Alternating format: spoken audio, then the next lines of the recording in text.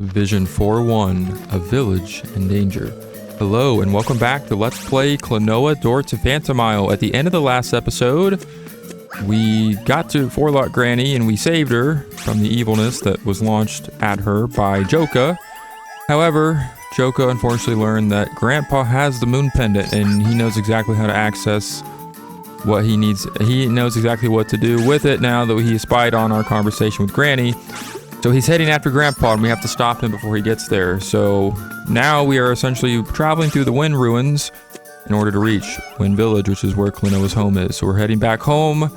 We have to make sure Grandpa's okay. There's a lot at stake here. We have a bunch of enemies on our way here. And of course we have the introduction of these guys. These are probably one of my least favorite enemies. We have the spindles, those guys that had those little spiky, those little spikes around them that spin in a circular motion.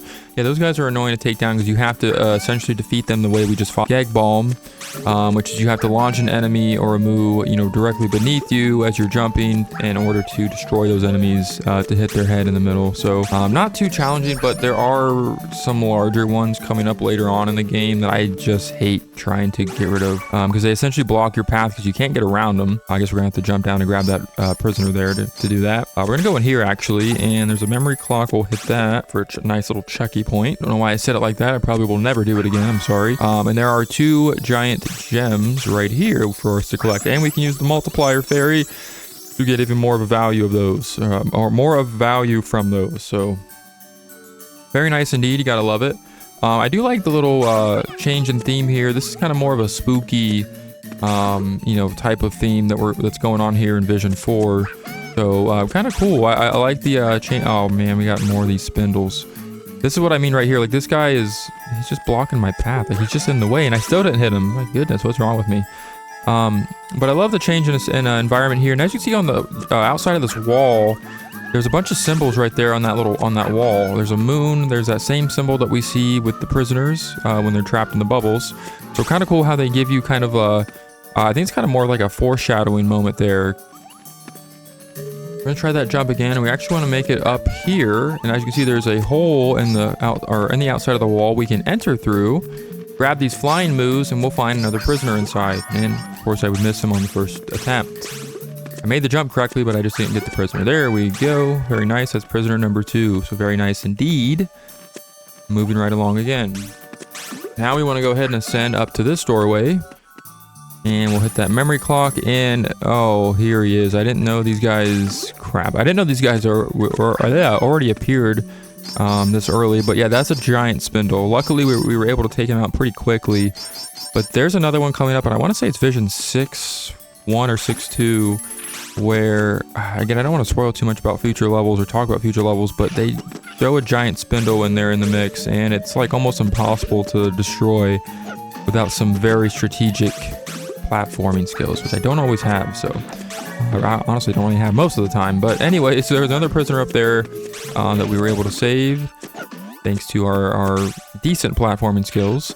And unfortunately, I can't remember what those guys are called, but they're going to pop out of their shell and fire these weapons at you where you have to avoid their bullets. But we have another prisoner right here, and this one's going to require us to jump above it, launching the moo directly beneath us. These guys are a little phantom type of enemies. They are referred to as ploums, or plomes. I'm not sure how you pronounce it correctly. But they're essentially going to become transparent at first, or they're going to appear transparent at first, but then will eventually become corporeal, so you can grab a hold of them. And you will be utilizing them quite a bit, especially when it seems like there's no enemies to use when you need an enemy. That's probably when they're going to spawn in the map. I think they're only in this vision and the next one, Vision 4-2, if I remember correctly. I don't remember if they come back in a later time. They might, but I just can't remember. But for now, we're going to go ahead and move right along. And as you can see, we have more of these guys. We're going to see if we can... They're essentially the boos of the game, like the boo enemies. So here we have a Bernie, and we actually saw these... I think we saw those guys in one of the second... in Vision 2-1 or 2-2, I can't remember. But you essentially just want to wait till their ring of fire is large enough to where you can jump inside of it, and then you can get inside the ring of fire and grab the Bernie. See if we can get up here. We have a flying move. We need to make a double jump there, and we grab that gem. And we are going to see prisoners are going to be kind of hidden with those double jump techniques. So we definitely get used to doing that and practice it a little bit, because it can be a little awkward to do at first and a little scary, but it's really easy. Like, it's really not hard. It's actually, once you get familiar with the you know, the game and the controls, it's one of the easiest things to do in the game, and one of the more fun ones when you have two flying moves together like that, and you can just ascend, you know, as high as possible just by using the second move. I love that idea of getting up higher in your jumps just by utilizing the enemies like that. Again, and what makes this game really great is the fact that you can utilize most of your enemies in order to get around very quickly and efficiently. But now we're going to move right along. We have another Bernie here. Man, another Bernie Sanders.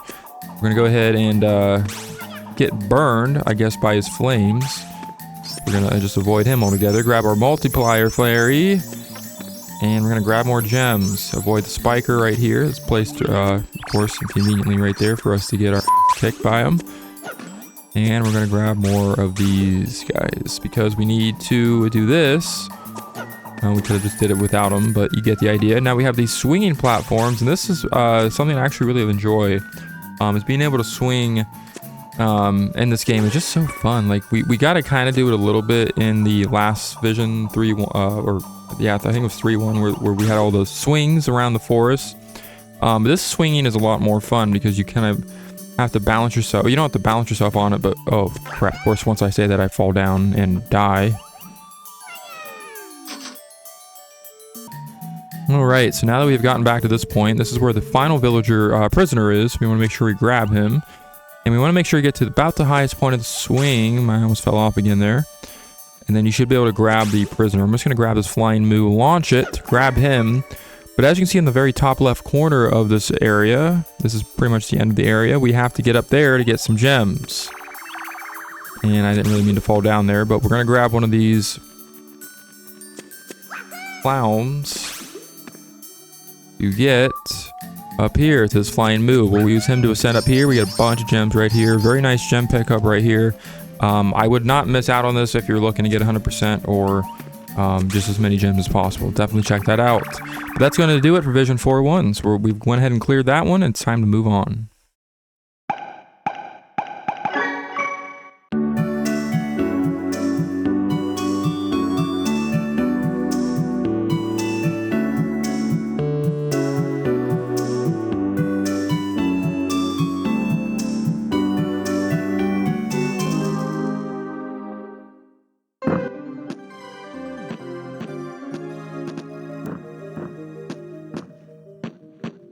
Right, so moving forward here, we're going to go ahead and save our progress.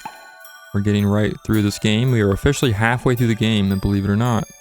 But it's now time to move on to Vision 4.2. A lull in the wind. So this is Vision 4.2, everybody. This is going to be one of my... I think this is one of the most beautiful looking areas, and you'll kind of see once we get there. This is just the very beginning of the stage here, where we have to essentially slide down these little hills, little grassy hills, and these moos are getting in our way, unfortunately, but there's always that one lone moo on the end that just kind of gets in the way. I don't know why. And then right there at the end, they all jump off except for that one lone mule. Yeah, that one lone moo. But now you can see we're inside of a beautiful looking like waterfall cave. I love that. We get to fall down this little stream of water. We have another water slide section. Gotta love these. And of course I would miss that full health refill. We're gonna jump over these spikers the best we can, grab our prisoners and our gems, and look at this. Oh man, I love this area so freaking much. This is essentially an ice cavern, the ice cavern level of the game. Unfortunately, we have another Bernie here. We can get rid of him. But we can break these breakable ice blocks here, and man, do I just love the way this area looks. Like, I don't know what it is about like ice caves or like caves in general, but especially in like, oh man, I just died. But what I was going to say was, I just love the look of caves in video games for some reason, especially 3D caves like this one. Like, I just love this. And the fact that we have this entire place to search around and explore, admire, take in, you know, touch the walls a little bit. It's so beautiful. Like, it's one thing to have a platformer with a bunch of, you know, cool gimmicks like using enemies to platform and get around, finding all these collectibles like gems, prisoners, things like that. But to get to admire your backdrop or your surroundings and environment at the same time is just incredible. And it's what really draws me to games like this. Truly, like I don't just say that just to, you know, compliment a game. I know I kind of repeat myself when I talk about games, but there's really just simple and basic concepts like this where, and ideas where you just have this beautiful surrounding and you're just kind of, you know, gorgeous environment around you, and you're able to not only find what you need to find and you know, fulfill all of your objectives at the same time, but you can just admire just what's physically around you in the environment. I just love that. I don't know why. It's just so simple. I know that, but I just love that idea of being able to just kind of enjoy the game that much, where it just is able to, you just kind of fall into this whole other world. Like you're completely immersed in the environment. And I got to get onto a new topic. Holy crap. But I don't know. That's what makes me love games like this, where they have beautiful level design on top of course, great mechanics in the game. So, but these burnies are going to be pretty common in this area, unfortunately. We want to stop him in his tracks because we don't want him to burn down our beautiful ice cavern. If we go up here to this very top ledge, there's a doorway here that hides a prisoner. We want to grab him. And of course, I would miss about half of the collectibles you can get jumping down there. So we're going to actually go back up there and do that again.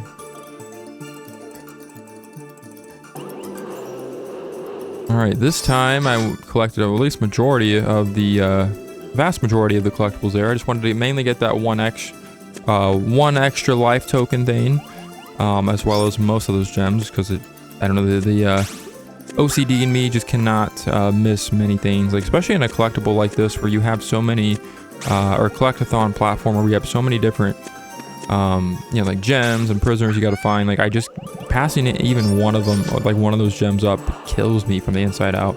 I don't know what it is, but it just like bothers me that I miss certain things, even if they're not required for the main story. You know, I just have to grab them if I can. But now we're going to move up to this area. As you can see, there's a path up here we can take at the top right of this cliff, or we can take that path to the left, which has the dreaded enemy spindles. All right, so we're actually going to go back because I just realized I cannot go back down, and I missed this entire section down here. So unfortunately, once you go up to a certain point, there is a point of no return once you ascend up to that top right section of this map. But before we do that, we want to actually go back down here. And yes, I had to restart the entire level. I just didn't pay attention to what I was doing. It's alright. Happens. We want to break open this ice crystal, because of course the green ones are breakable, and we will find a ton of gems right here in the corner of the bottom of the map here. Very easily missable. For some reason I was thinking there was a prisoner down here as well, so I guess you don't have to come down here, but I wanted to grab everything I could down here. Might as well. Alright, so now that we are back up here, we're going to continue now that we finally got down there, even though we didn't have to go down there. I had to do it. Again, can't miss anything in this game. But anyways, we want to use this moo to jump up here, and we have more of these spindle guys. So there's two of them now. This is where it kind of is, you know, kind of playing more into what I was talking about at the beginning of the Vision 4.1, is that the spindles can be annoying when they're placed in an annoying way. And of course, I would fall off that freaking thing right there. I want to jump on these without falling this time. Yeah, those spindles can just sometimes be, the placement of them can be kind of annoying because they will sometimes place them in locations where it's very difficult to navigate around them, and it causes you to die or fall off like I did. I didn't really do it because of the spindle, but you get the idea. But up here we have another breakable ice crystal. There's actually something I want to check out before we do that. So let me go back over to the beginning of this section. So I probably should have taken the right path here first, because this is actually what we want to do first before progressing through the left. We go in here, and yeah, wouldn't you know, we have a prisoner that's just hiding right in here. So if you do go to that left path without even checking out this part, you're going to miss a prisoner. You're going to miss your 100% completion. So, very clever.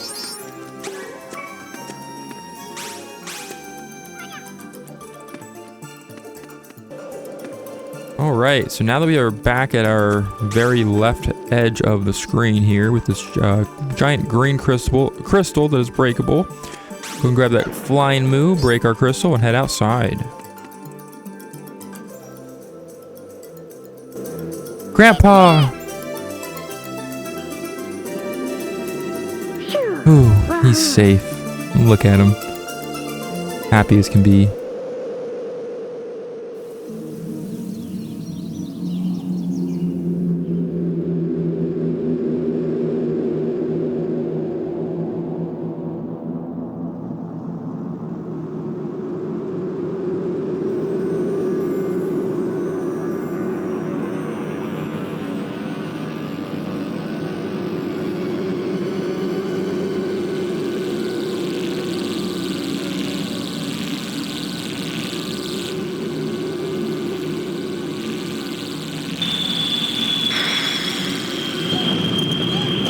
Grandpa!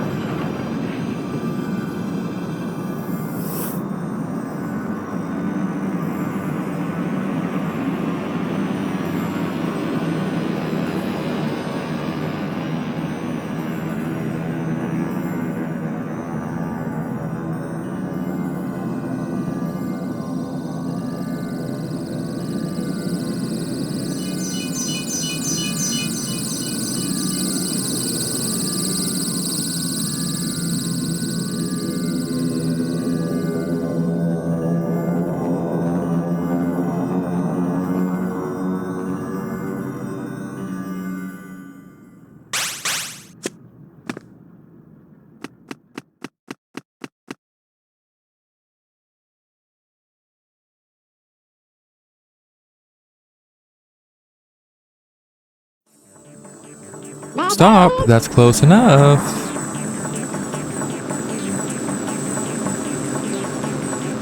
Well, looks like you're a bit late to the party. Joker. Why, isn't this the Moon Pendant I have here? Now, how did it get here? Give it back! In any event, mission accomplished. Now I have to finish you off. Whoa! Whoa! Without further ado, so long. I'll get you.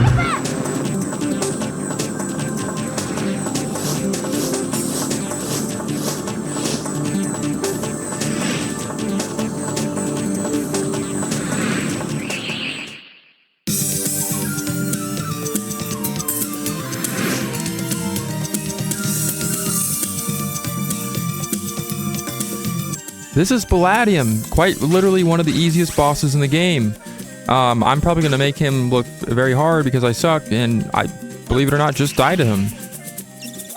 But anyways, the idea of taking this guy down is as simple as grabbing one of these flying moves once you swing on the opposite side that he is on, avoiding his obstacles, and then launching the move at his colorful lit up body.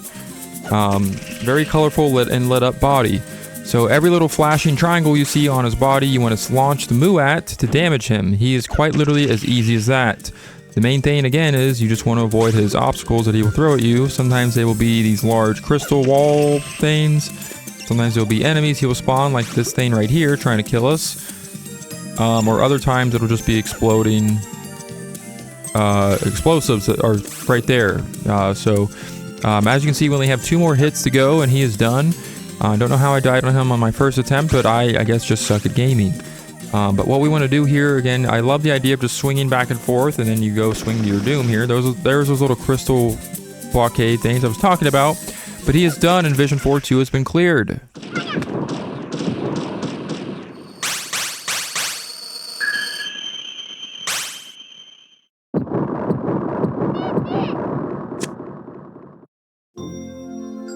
Grandpa, I'm here. Klonoa. Sorry. The pendant. Stolen. Save your strength. I'm done for. No! Did you see Granny? Good. You're a strong child. Klonoa. Seems like fate will run its course. What? It was a short while, but it was wonderful. My great child of the wind. Grandpa! No! Grandpa! Get the pendant back. That is your... Grandpa! Don't talk anymore! Your... destiny.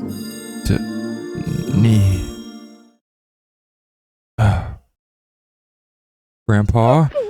Grandpa! Grandpa! I'm sorry. Grandpa.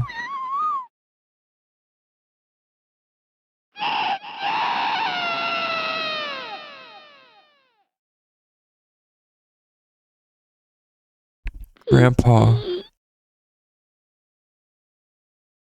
I understand your feelings, but we have to get that pendant. But how? It's...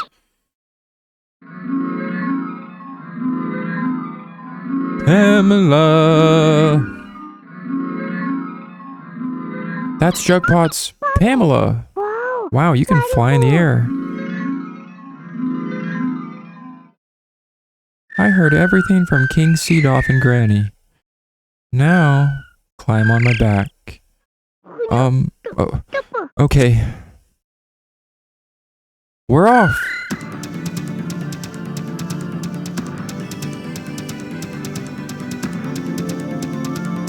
We're going to the Temple of the Sun. The Temple of the Sun? Let's go.